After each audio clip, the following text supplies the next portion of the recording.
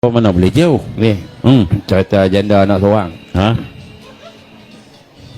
Dia ada janda ni umur alam 30 lebih, muda lagi. Muda lagi. Kerja kani sekolah. Aduh.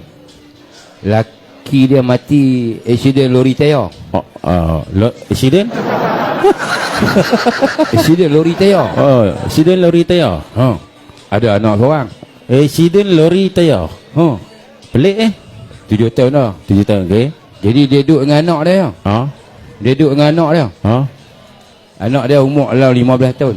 Anak lelaki. Muda lagi ya no? Jadi satu hari sebelum dia nak pergi kerja dekat sekolah tu, dia panggil anak dia. Dia panggil anak dia. Nama apa anak dia? Dia panggil adik. Oh adik. Anak seorang dia. Ada? Adik-adik. Ini mama nak naik motor adik ya. Nak pergi sekolah. Nak naik motor adik. Aduh. Anak dia kata tak apa, naik lah. Dia jadikan cerita. Sampai tengah jalan, accident. Accident dengan lori spare part. Dah semua. Cerita ni cerita betul. Ada?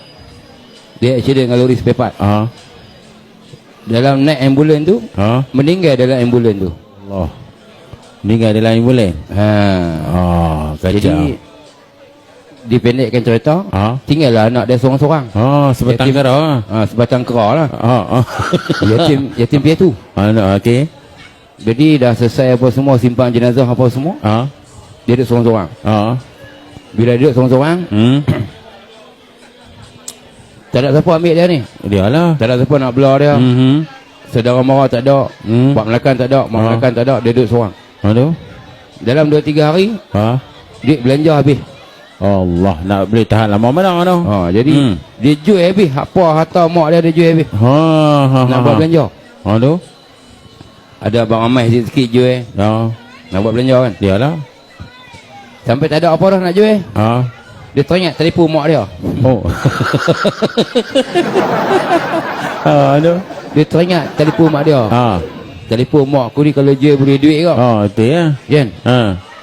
Dia ambil telefon mak dia. Nak buka tak boleh. Ada password? Ada password. Yang mak pun tekan kat lah. Aduh. Lepas tu tak apa. Nak buat macam mana ni. Dia duduk cari nombor password tu, tak jumpa. Dia duduk buat nombor tarikh lahir, tak kenal tak? Tak kenal tak? Macam-macam. Aduh. Duit tak ada lah ni. Dia kena jual juga telefon ni. Kacau. Dia nak belanja dapur.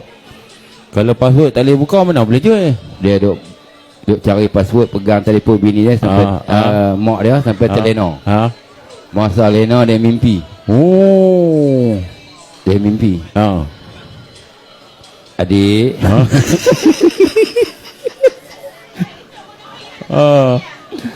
Adik.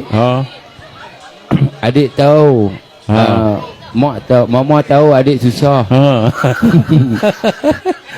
Malam Jumaat ni malam Jumaat ni pi kat kubur mama.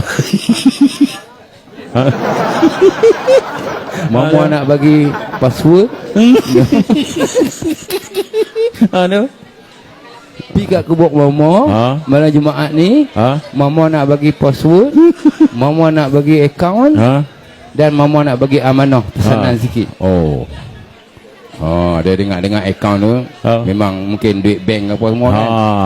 Lepas tu nombor password lagi. Pesanan tu biar pergi kat dia. Biar pergi ya. Malam Jumaat pergi pula. Malam Jumaat pergi juga. Sampai malam Jumaat pergi tak kubur mak dia. Pukul 11 tak ada apa lagi. Ke 12 tak ada apa lagi. Pukul 1 kan. Dia duduk atas apa tu? Tempat macam talqin tu.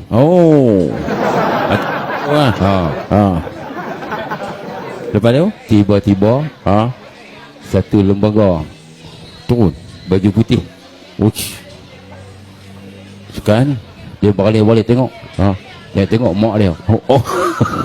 Tengok mak dia. Ada. Mak dia kata, adik.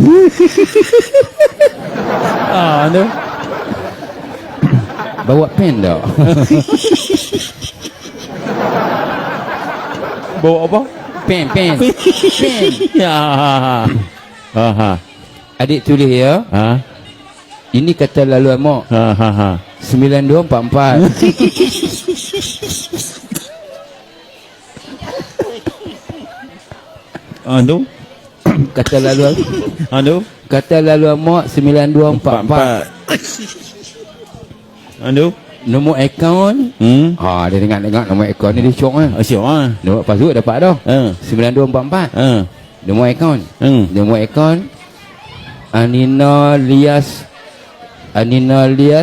alias.com.my. Oh, bantu. Tahu tak nombor akaun bawah dia bagi? Nombor akaun Shopee.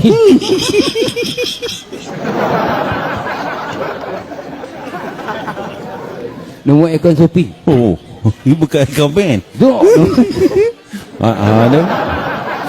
Nombor akaun Shopee. Lepas tu dia kata ingat pesanan ni ya. Jangan lupa tau nak. Jangan lupa adik ya. Lupa apa mak? Dia tahu. Jangan lupa 12 bulan 12 ni hari ulang tahun Shopee.